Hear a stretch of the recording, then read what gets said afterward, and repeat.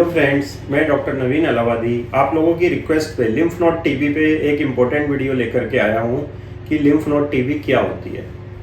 Lymph node TB होती है कि जो बॉडी में हमारी गांठें होती हैं, लिम्फ नोड्स होते हैं, उनका इन्लार्जमेंट देखने को मिलता है। वो बढ़ जाते हैं साइज में, तो पेशेंट परेशान होते हैं कि ये स्वेलिंग कैसे हो गई है। आइए अब जान लेते हैं सबसे पहले कि लिम्फ नोड्स क्या होते हैं। तो बॉडी में एक लिम्फेटिक सिस्टम होता है, ये लिम्फ नोड उसी का पार्ट होते हैं। लिम्फेटिक सिस्टम का काम होता है कि जैसे हार्ट बॉडी में ब्लड सर्कुलेट करता है, आर्टरी के थ्रू पूरी शरीर में ब्लड ले जाता है, और वेन्स जो हैं शरीर से वापस ब्लड हमारा हार्ट में ले आती है।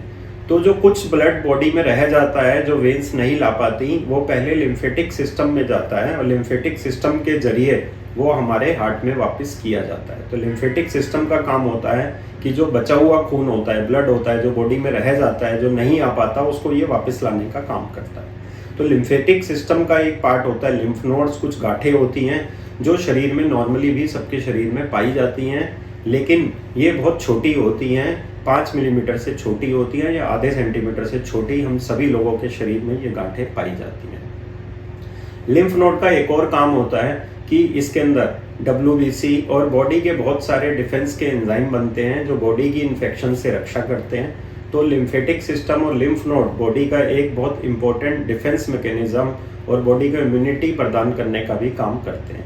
ये लिम्फ नोड सभी लोगों में पाए जाते हैं जो कि 5 मिलीमीटर से छोटे होते हैं। तो सबसे पहला भ्रम तो जो टीबी के पेशेंट होते हैं जिनकी गांठें बढ़ जाती हैं, उनका ये होता है कि ये गांठ कहाँ से आ गई, ये गांठ हो गई तो मेरे को कैंसर तो नहीं है, कहीं मेरी टीबी ठीक हो रही है नहीं हो रही है। तो उनको सबसे पहले हम ये समझाते हैं कि ये गांठें नॉर्मली सबके शरीर में होती हैं, लेकिन थोड़ी सी बढ़ जाती हैं अगर पेशेंट को टीबी हो जाती है। तो लिम्फ नोड टीबी में क्या होता है कि ग्लैंड्स का, गांठों का एनलार्जमेंट देखने को मिलता है। ये गांठों का एनलार्जमेंट क्यों होता है? ये होता है माइकोबैक्टीरियम ट्यूबरकुलोसिस नाम के बैक्टीरिया से होता है, जो कि बाकी ऑर्गन की टीबी भी करता है, जो कि खांसने से, छींकने से, थूकने से, ड्रॉपलेट इन्फेक्शन के जरिए एक पेशेंट से दूसरे पेशेंट में ट्रांसमिट हो जाता है ये बैक्टीरिया। तो इसका ट्रांसमिशन या लिम्फ नोड टीबी 2 तरीके से होती है।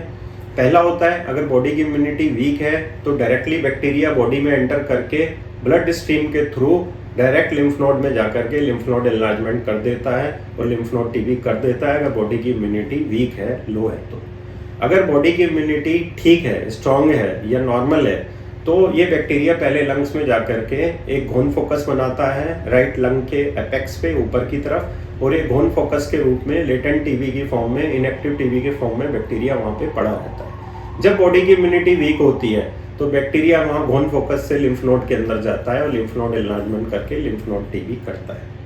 आइए अब जान लेते हैं कि लिम्फ नोड टीबी कितने प्रकार की होती है। तो जो हमारी गर्दन पे गांठें होती हैं उसे बोलते हैं हम सर्वाइकल रीजन।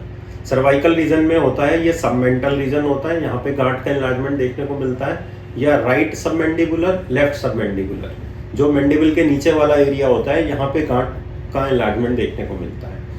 अगला रीजन होता है प्री ऑरिकुलर, यानी कि कान के पहले का, प्री मतलब पहले वाला रीजन, इसे प्री ऑरिकुलर लिम्फ नोड बोलते हैं, और कान के पीछे वाले को बोलते हैं पोस्ट ऑरिकुलर।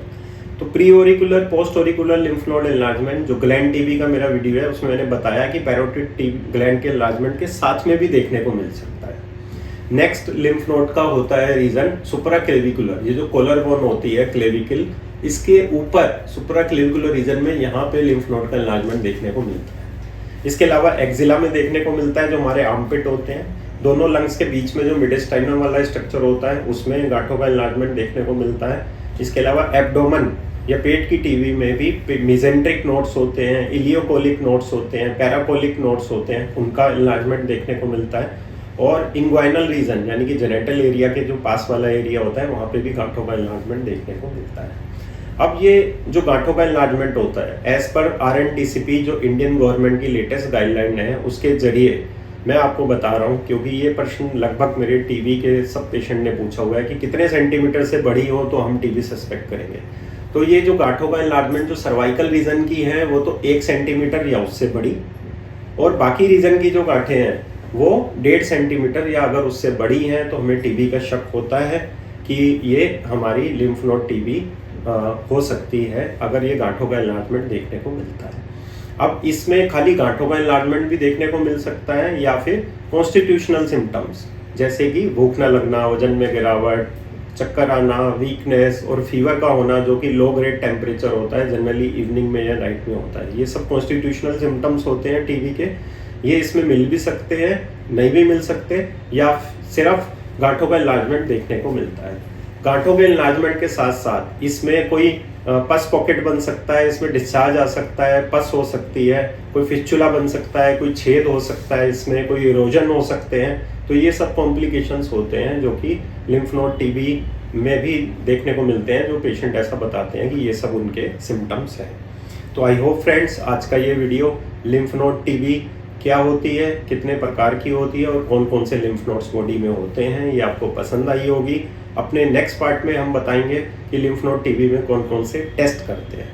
तो आप इस वीडियो को लाइक कीजिए, शेयर कीजिए, हमारे चैनल को सब्सक्राइब करके बेल आइकन जरूर प्रेस कीजिए ताकि मेरे अगले वीडियो के नोटिफिकेशन आपको मिलते रहें। थैंक यू, धन्यवाद।